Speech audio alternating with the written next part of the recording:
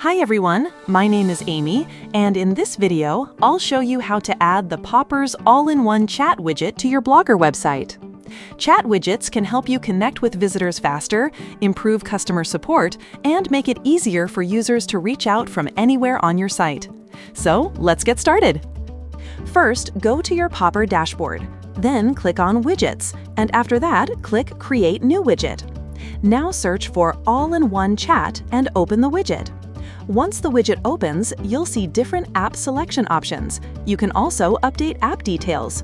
Under the Content tab, you can customize things like the content, chat window, welcome message, and button label.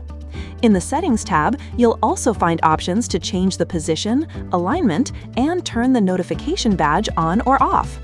Lastly, under the Style tab, apply different styles and enable/disable animations. After you've finished customizing everything, click Publish Widget.